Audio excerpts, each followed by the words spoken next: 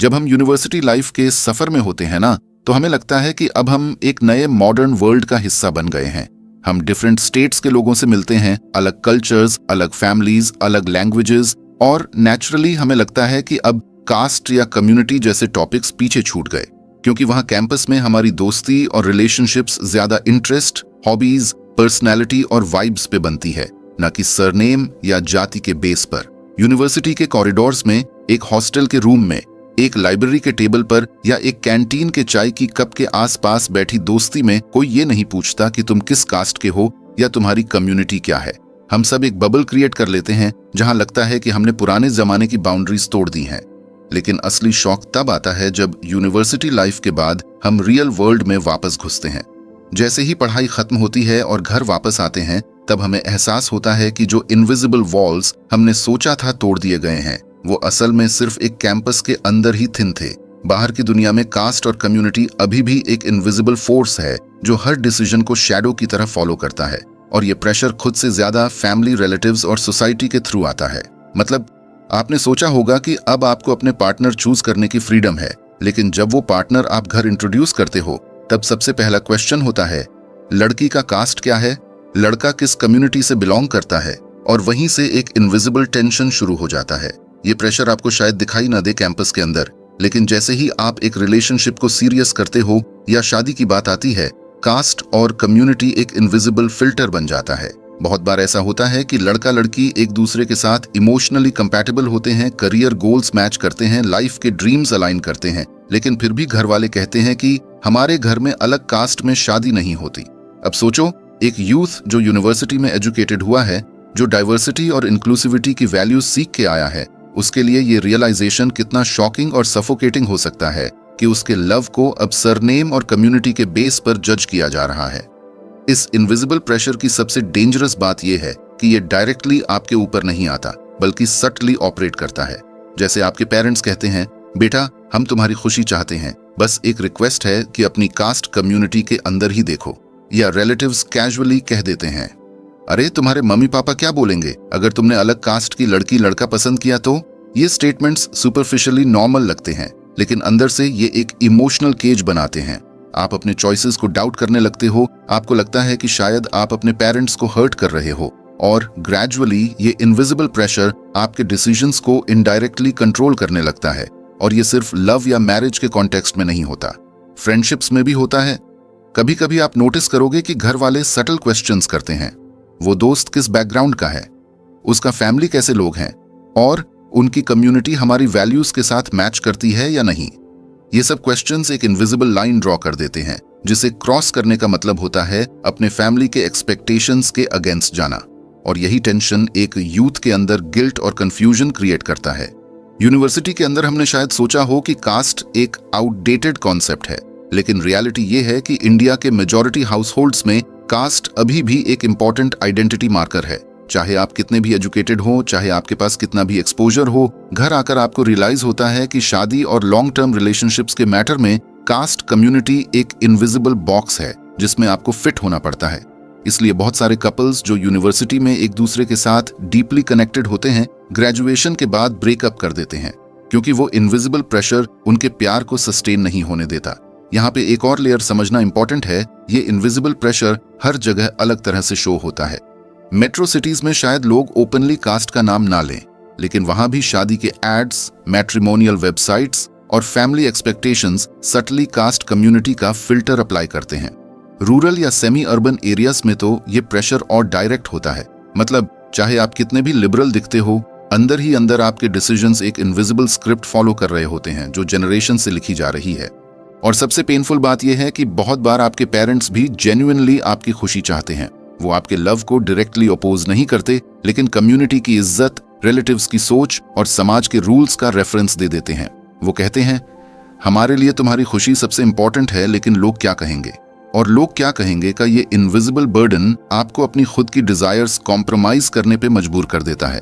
तो सेक्शन 1 का main point यही है कि यूनिवर्सिटी के बाद भी कास्ट और कम्युनिटी का प्रेशर खत्म नहीं होता। बस ये प्रेशर एक सटल और इनविजिबल फॉर्म ले लेता है। आपको डायरेक्टली नहीं बोला जाता कि आप ये नहीं कर सकते, लेकिन आपके आसपास की कॉन्वर्सेशंस, फैमिली एक्सपेक्टेशंस और सोशल जजमेंट्स आपको इनडायरेक्टली कंडीशन करते रहते हैं। और इस इनविजिबल प्रेशर को समझना बहुत जरूरी है, क्योंकि अगर आप इसको आइडेंटिफाई नहीं करोगे तो आप सोचोगे कि आप अपने डिसीजंस इंडिपेंडेंटली ले रहे हो, लेकिन असल में आप एक इनविजिबल केज के अंदर ऑपरेट कर रहे होते हो जो कास्ट और कम्युनिटी के नाम पर आपको शेप कर रहा होता है। यूनिवर्सिटी के बाद जब हम अपने घर वापस आते हैं तो हमें लगता है कि अब हम अपने डिसीजंस इंडिपेंडेंट तरीके से लेंगे, लेकिन सबसे पहला वॉल जिससे हम टकराते हैं वो होता है फैमिली एक्सपेक्टेशंस का। ये एक्सपेक्टेशंस डायरेक्टली भी आ सकते हैं और कभी कभी बहुत सटल फॉर्म में भी, लेकिन एक चीज कॉमन है, वो हर टाइम एक इनविजिबल फिल्टर बन जाते हैं जो आपके रिलेशनशिप और शादी के डिसीजंस को हेविली इन्फ्लुएंस करते हैं। और सबसे बड़ा फिल्टर जो ऑलमोस्ट हर इंडियन फैमिली यूज करती है वो है कास्ट और कम्युनिटी। फैमिली के लिए शादी सिर्फ दो इंसानों के बीच का रिश्ता नहीं होता, ये उनके लिए दो फैमिलीज का मिलन है, दो बैकग्राउंड्स का कनेक्शन है और बहुत बार उनके लिए अपनी इज्जत और अपनी परंपरा का एक्सटेंशन होता है। इसीलिए जब आप अपने पार्टनर के बारे में घर पर बात करते हो तो सबसे पहले सवाल पर्सनैलिटी या कंपैटिबिलिटी के नहीं होते, सबसे पहले आता है उसका कास्ट क्या है, उनका कम्युनिटी हमारी कम्युनिटी से मैच करता है या नहीं। और ये सवाल एक नॉर्मल क्यूरियोसिटी नहीं बल्कि एक हिडन एक्सपेक्टेशन होता है कि जवाब हमारी सोच के अंदर ही आए। मतलब अगर आप बोल दो कि लड़की या लड़का अलग कास्ट या कम्युनिटी से है तो तुरंत एटमॉस्फेयर टेंस हो जाता है। अब यहाँ एक और इंटरेस्टिंग चीज होती है, पेरेंट्स कभी कभी आपको डायरेक्टली मना नहीं करते, वो आपको इनडायरेक्टली गिल्ट फील करवा देते हैं। जैसे कह देना, बेटा तुम्हें कौन से कास्ट या कम्युनिटी का लड़का लड़की पसंद आया है, हम तो चाहते हैं कि तुम अपनी पसंद से शादी करो, बस एक छोटी सी रिक्वेस्ट है, अपने कास्ट में ही देख लेना। ये छोटी सी रिक्वेस्ट असल में एक बहुत बड़ा इनविजिबल कंडीशन होता है। आप समझते हो कि पेरेंट्स सपोर्टिव हैं, लेकिन अंदर ही अंदर वो एक इनविजिबल केज बना देते हैं जिसमें आपको अपनी चॉइस लिमिट करनी पड़ती है। और फैमिली एक्सपेक्टेशंस सिर्फ कास्ट तक लिमिटेड नहीं रहती, कम्युनिटी के नाम पर ट्रेडिशंस, फेस्टिवल्स, खाने पीने की आदतें और सामाजिक फंक्शंस भी फैक्टर बन जाते हैं। पेरेंट्स कहते हैं, बेटा शादी के बाद सिर्फ तुम दोनों का नहीं, हमारा भी एक एडजस्टमेंट होगा। अगर लड़की या लड़का हमारी कम्युनिटी से नहीं होगा तो हमें भी अनकंफर्टेबल होगा। इस बात का प्रेशर यूथ को और कंफ्यूज कर देता है, क्योंकि एक तरफ उनके दिल की फीलिंग्स होती हैं और दूसरी तरफ पेरेंट्स का कंफर्ट जोन और उनकी इज्जत। एक और चीज समझनी बहुत जरूरी है, इंडिया जैसे सोसाइटी में फैमिली सिर्फ एक घर के लोग नहीं होते, फैमिली के अराउंड रिलेटिव्स, उनका सोशल सर्कल और पूरा कम्युनिटी नेटवर्क होता है। पेरेंट्स जब आपके लिए रिश्ता सोचते हैं तो उनके दिमाग में सिर्फ आपकी खुशी नहीं होती, उनके दिमाग में ये भी होता है कि लोग क्या कहेंगे। अगर हम अपने बच्चे की शादी अलग कास्ट में कर देंगे तो समाज क्या सोचेगा, रिश्तेदार क्या बोलेंगे, और ये इनविजिबल लोग क्या कहेंगे वाली सोच फैमिली एक्सपेक्टेशंस को और टाइट कर देती है। ये एक्सपेक्टेशंस यूथ के लिए एक तरह का ट्रेडिशनल फिल्टर बन जाता है। मतलब चाहे आप यूनिवर्सिटी में कितने भी मॉडर्न या ओपन माइंडेड हो गए हो, घर वापस आते ही आप रियलाइज करते हो कि आपके पार्टनर के लिए एक इनविजिबल चेकलिस्ट बना दिया गया है। उसमें लिखा होता है same caste, same community, similar रीति और आइडियल सेम लैंग्वेज और कल्चर। अगर आपका पार्टनर इस चेकलिस्ट के अगेंस्ट होता है तो ऑटोमेटिकली रिजेक्शन का एनवायरनमेंट क्रिएट हो जाता है। बहुत बार ऐसा भी होता है कि लड़का लड़की बहुत स्ट्रांग रिलेशनशिप में होते हैं, लेकिन जैसे ही घर पर बात करते हैं उन्हें यह सुनना पड़ता है कि तुम्हारे लिए और ऑप्शंस हैं, अपनी कम्युनिटी में ही देख लो। और यूथ के लिए यह बहुत पेनफुल होता है, क्योंकि उनका प्यार सडनली एक ऑप्शन बना दिया जाता है। फैमिली के लिए वो एक इमोशनल बॉन्ड नहीं बल्कि एक सामाजिक डिसीजन बन जाता है। और आयरनी देखो, फैमिली ये सब एक्सपेक्टेशंस बहुत प्यार के साथ रखती है। वो जेन्युइनली कहते हैं, बेटा हम तुम्हें दुख नहीं देना चाहते, हम तुम्हारी खुशी चाहते हैं। लेकिन उस खुशी की डेफिनेशन उनके हिसाब से होती है जो कम्युनिटी और कास्ट के अंदर फिट होती है। यानी कि वो आपको फ्रीडम देते भी हैं, लेकिन एक इनविजिबल बाउंड्री के अंदर ही। ये एक तरह का पैराडॉक्स है जहां पेरेंट्स अपनी तरफ से सैक्रिफाइस और लव दिखाते हैं, लेकिन यूथ के पर्सपेक्टिव से ये प्रेशर और रिस्ट्रिक्शन लगता है। अब एक और लेयर है जो समझना जरूरी है। फैमिली सिर्फ कल्चरल या कम्युनिटी रीजंस की वजह से ये फिल्टर्स अप्लाई नहीं करती, उनके दिमाग में एक तरह का फ्यूचर सिक्योरिटी और कंफर्ट जोन का लॉजिक भी होता है। उन्हें लगता है कि अगर शादी अपनी कम्युनिटी में होती है तो वैल्यूज, लाइफस्टाइल और रिचुअल्स मैच करेंगे, एडजस्टमेंट इजी होगा और लॉन्ग टर्म में कॉन्फ्लिक्ट्स कम होंगे। लेकिन प्रॉब्लम यह है कि वो रियलाइज नहीं करते कि आज के यूथ के लिए कंपैटिबिलिटी और इमोशनल बॉन्डिंग कास्ट से ज्यादा इंपॉर्टेंट होती है। लेकिन फैमिली अपनी पुरानी जनरेशन के लॉजिक के बेसिस पर ही डिसीजंस को शेप करती रहती है, और ये सब एक्सपेक्टेशंस यूथ के लिए एक साइकोलॉजिकल प्रेशर क्रिएट करते हैं। क्योंकि आपको अपने पार्टनर के साथ फ्यूचर इमेजिन करते वक्त सिर्फ अपने फीलिंग्स और करियर गोल्स के बारे में नहीं सोचना पड़ता। आपको अपने फैमिली के इनविजिबल फिल्टर्स भी ध्यान में रखने पड़ते हैं। आप खुद से पूछते हो, क्या मेरे पेरेंट्स इस रिलेशनशिप को एक्सेप्ट करेंगे? क्या उन्हें ये कम्युनिटी पसंद आएगी? और कभी कभी ये थॉट इतना हैवी हो जाता है कि यूथ रिलेशनशिप शुरू ही नहीं करते, सिर्फ इसलिए क्योंकि वो आगे जाकर फैमिली एक्सपेक्टेशंस के अगेंस्ट नहीं जाना चाहते। सेक्शन 2 का कोर ये है कि फैमिली एक्सपेक्टेशंस और ट्रेडिशनल फिल्टर्स एक इनविजिबल बैरियर क्रिएट करते हैं जो यूनिवर्सिटी के बाद यूथ के रिलेशनशिप्स को हेवीली कंट्रोल करते हैं। पेरेंट्स कॉन्शियसली या अनकॉन्शियसली अपने बच्चों को एक इनविजिबल बॉक्स के अंदर रखते हैं जिसमें उनकी पसंद सिर्फ तब वैलिड है जब वो कास्ट और कम्युनिटी के फिल्टर से पास हो। ये फिल्टर हर फैमिली में अलग अलग स्ट्रिक्टनेस लेवल का होता है, लेकिन एग्जिस्ट हर जगह करता है। और जब तक यूथ इस इनविजिबल फिल्टर को समझकर हैंडल नहीं करते, तब तक उनका पर्सनल फ्रीडम और लव लाइफ हमेशा एक कॉम्प्रोमाइज बनकर रह जाता है। यूनिवर्सिटी के बाद जब कास्ट और कम्युनिटी के प्रेशर की बात आती है, तो एक और इनविजिबल लेयर होती है जो यूथ पर और उनके रिलेशनशिप्स पर बहुत ज्यादा इम्पैक्ट डालती है, और वो है सोशल इमेज और कम्युनिटी जजमेंट्स। ये प्रेशर कभी डायरेक्टली पेरेंट्स या फैमिली के थ्रू नहीं आता, लेकिन सोसाइटी के सो कॉल्ड लोग के थ्रू आपको कंटिन्यूअसली फील होता रहता है। और इस लोग क्या कहेंगे वाली सोच के आगे बहुत सारे रिलेशनशिप्स कॉम्प्रोमाइज हो जाते हैं। आपने नोटिस किया होगा कि घर पर बात आती है शादी या पार्टनर के चॉइस की, तो पेरेंट्स सिर्फ अपनी फीलिंग्स से ज्यादा रिलेटिव्स, नेबर्स और कम्युनिटी के रिएक्शंस के बारे में सोचते हैं। कभी कभी उनके लिए अपने बेटे बेटी की खुशी सेकंड हो जाती है और कम्युनिटी की इज्जत फर्स्ट। ये मेंटालिटी जनरेशन आफ्टर जनरेशन चली आ रही है। पेरेंट्स के दिमाग में एक इनविजिबल मिरर होता है जिसमें वो सोचते हैं, अगर हम अपने बच्चे की शादी अलग कास्ट में करेंगे तो समाज क्या सोचेगा, रिश्तेदार क्या बोलेंगे, क्या हमारी इमेज डाउन हो जाएगी। ये सोशल इमेज के कॉन्सर्न उनके लिए इतने स्ट्रांग होते हैं कि वो अपने बच्चों की इमोशनल बॉन्डिंग और कंपैटिबिलिटी को इग्नोर कर देते हैं। और ये सिर्फ पेरेंट्स तक लिमिटेड नहीं है, यूथ खुद भी कभी कभी अपने आप को ये सोचते हुए पकड़ लेते हैं कि अगर मैं अपने पार्टनर के साथ सोशल गैदरिंग्स में गया तो लोग क्या कहेंगे, अगर उनका सरनेम या कम्युनिटी मेरी फैमिली से अलग हुआ तो क्या हम एक्सेप्ट किए जाएंगे। ये क्वेश्चंस कभी कॉन्शियसली और कभी अनकॉन्शियसली आपको अपने रिलेशनशिप डिसीजंस पर रीथिंक करने पर मजबूर कर देते हैं। एक रियल एग्जांपल समझिए। एक लड़का एक लड़की से प्यार करता है, दोनों एक ही सिटी में पढ़ते हैं, कंपैटिबल हैं, करियर ओरिएंटेड हैं।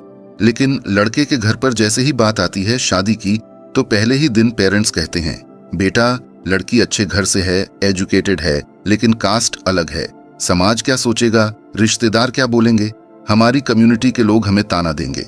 यानी ये रिलेशनशिप खत्म करने की वजह लड़की या लड़के की पर्सनालिटी नहीं है, उनका एजुकेशन या कैरेक्टर नहीं है, बल्कि सिर्फ ये है कि कम्युनिटी अलग है और लोग जज करेंगे। ये कितना अनफेयर और पेनफुल होता है उस कपल के लिए जो सिर्फ अपने इमोशंस और ट्रस्ट पे रिलेशनशिप बिल्ड कर रहा था। और इस इनविजिबल प्रेशर की एक और फॉर्म होती है कंपैरिजन। रिलेटिव्स और कम्युनिटी के लोग हमेशा एक दूसरे से कंपेयर करते हैं।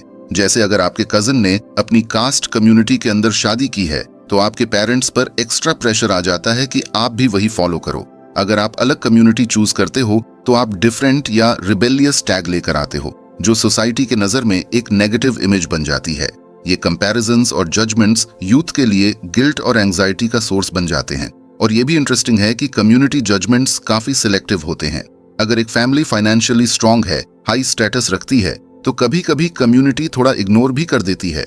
लेकिन अगर आप मिडिल क्लास या मॉडेस्ट बैकग्राउंड से हो तो लोग और भी ज्यादा स्ट्रिक्ट जजमेंट्स पास करते हैं, जैसे कि आपके डिसीजंस समाज के लिए एक एग्जाम्पल बन जाते हैं। यानी कि कास्ट और कम्युनिटी के रूल्स सब पर बराबर अप्लाई नहीं होते, वो डिपेंड करते हैं आपके सोशल इमेज और फैमिली के पोजीशन पर। लेकिन जो यूथ इमोशनल स्पेस में स्ट्रगल कर रहा है, उसके लिए ये सब डिफरेंसेस सिर्फ और बर्डन क्रिएट करते हैं।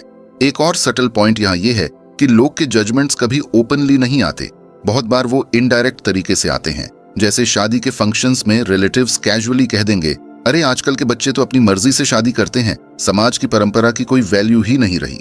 या फिर किसी गैदरिंग में कोई हिंट मार देगा, हमारे घर के बच्चों ने तो हमेशा अपनी कास्ट कम्युनिटी में ही शादी की है। ये इनडायरेक्ट स्टेटमेंट्स पेरेंट्स के दिमाग में घुस जाते हैं और वो अपने बच्चों को प्रेशर करने लगते हैं कि तुम भी वैसे ही करो। यानी कि जजमेंट सीधे आप पर नहीं, लेकिन इनडायरेक्टली आपके पेरेंट्स के थ्रू आप तक पहुंच जाते हैं।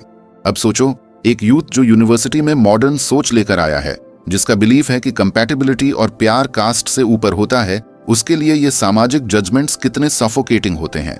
एक तरफ उसकी अपनी सोच होती है, दूसरी तरफ फैमिली का फियर होता है कि हमारी इज्जत खराब हो जाएगी। ये constant tug of war youth को इमोशनली ड्रेन कर देता है। काफी लोग इस प्रेशर को हैंडल नहीं कर पाते और अपने रिलेशनशिप्स खुद ही एंड कर देते हैं, सिर्फ इसलिए क्योंकि उन्हें लगता है कि सोसाइटी के अगेंस्ट जाना उनकी फैमिली को शेम फील करवा देगा। यहाँ एक और साइकोलॉजिकल एंगल है, social conformity. Humans naturally group acceptance चाहते हैं। हम अपनी कम्युनिटी के नॉर्म्स फॉलो करते हैं क्योंकि हमें लगता है कि अगर हमने नॉर्म्स ब्रेक किए तो हमें रिजेक्ट कर दिया जाएगा। ये फियर ऑफ रिजेक्शन इतना स्ट्रांग होता है कि यूथ अपनी पर्सनल हैप्पीनेस को कॉम्प्रोमाइज करने के लिए रेडी हो जाता है।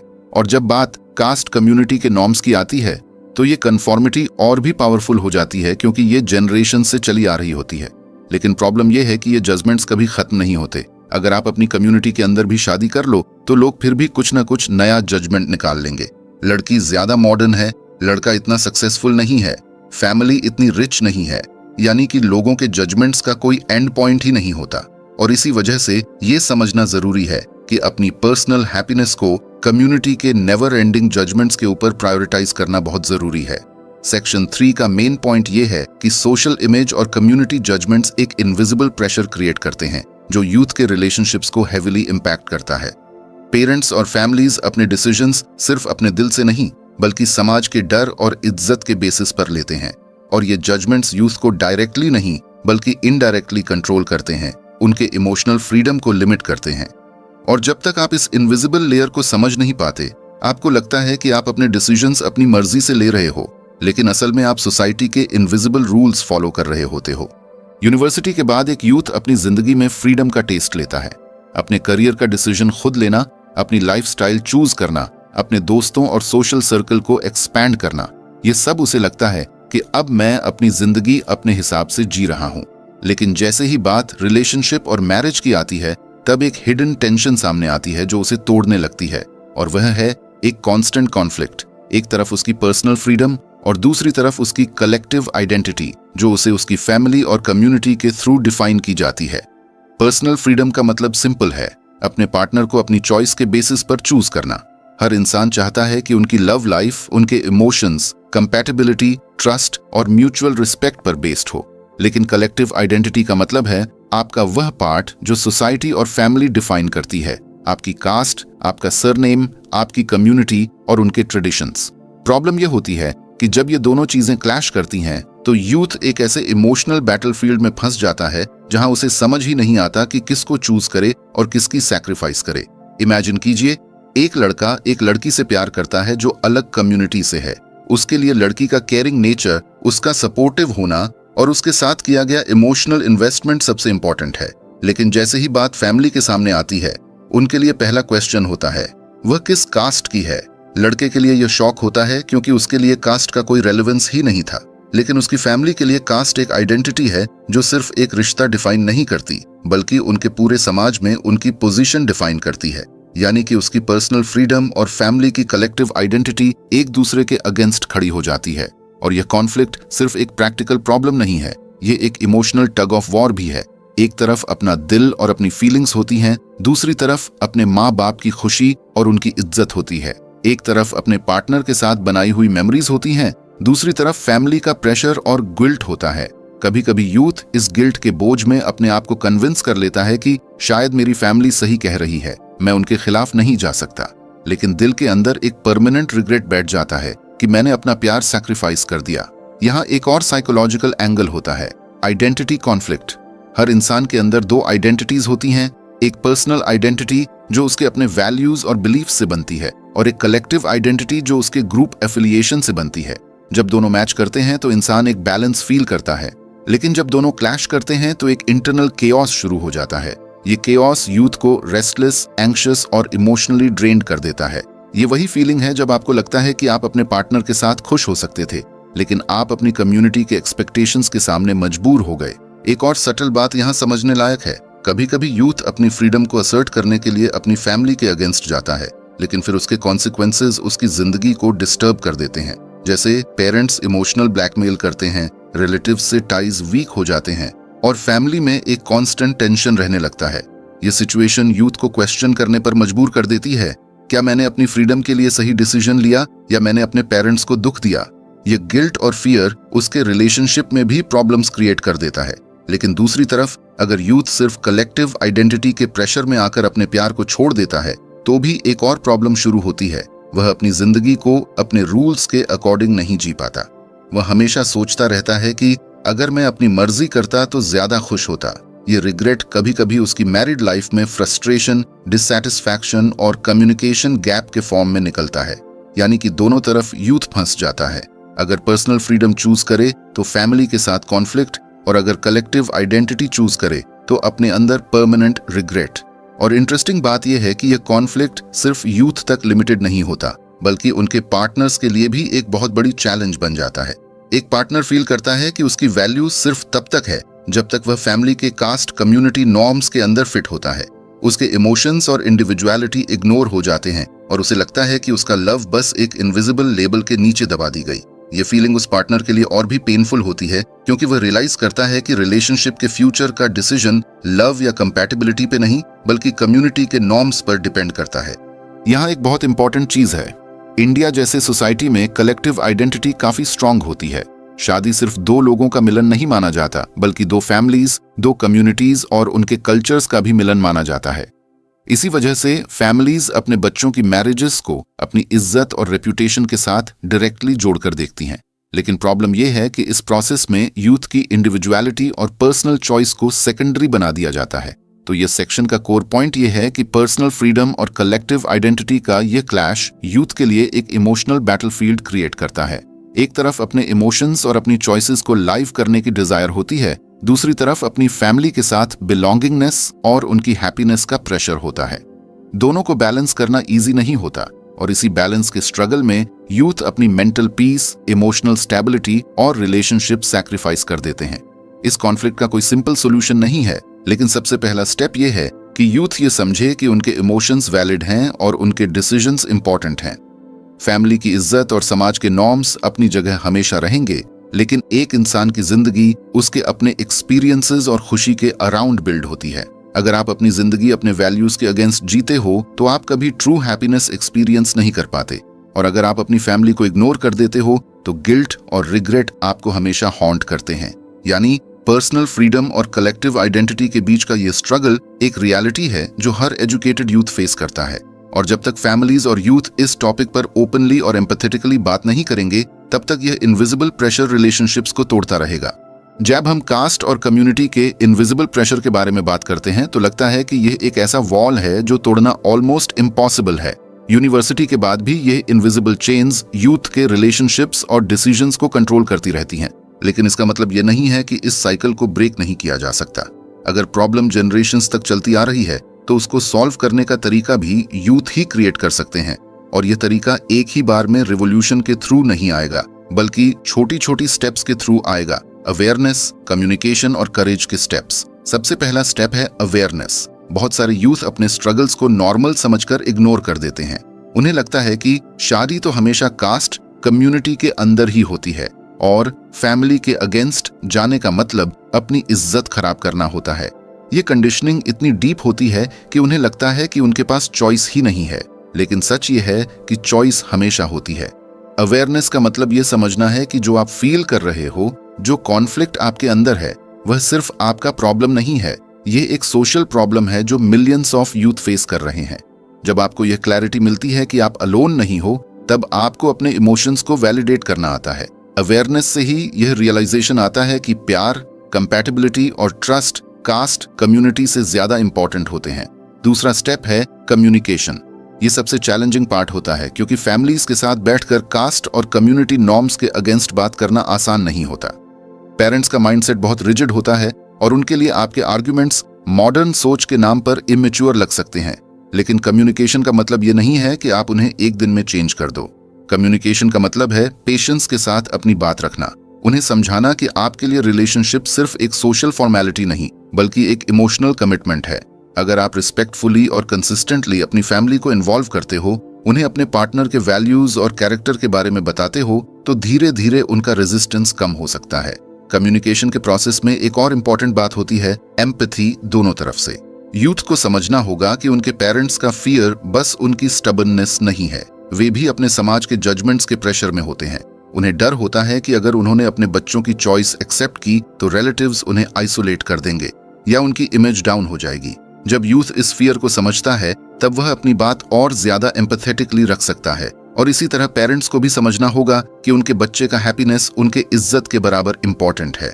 तीसरा और सबसे बड़ा स्टेप है करेज। अवेयरनेस और कम्युनिकेशन के बाद भी कहीं ना कहीं एक मोमेंट आता है जहां आपको अपनी जिंदगी के लिए स्टैंड लेना पड़ता है। ये वह मोमेंट होता है जब आपको डिसाइड करना पड़ता है कि आप अपने इमोशंस और अपने हैप्पीनेस को कॉम्प्रोमाइज करोगे या अपनी फैमिली के प्रेशर के अगेंस्ट खड़े हो जाओगे। करेज का मतलब ये नहीं है कि आप अपने पेरेंट्स को हर्ट करो या उनसे फाइट करो। करेज का मतलब है अपने पार्टनर और अपने रिलेशनशिप के साथ लॉयल रहना, अपने डिसीजन को कॉन्फिडेंटली ओन करना और अपने लाइफ चॉइसेस के कॉन्सिक्वेंसेस फेस करने के लिए रेडी रहना।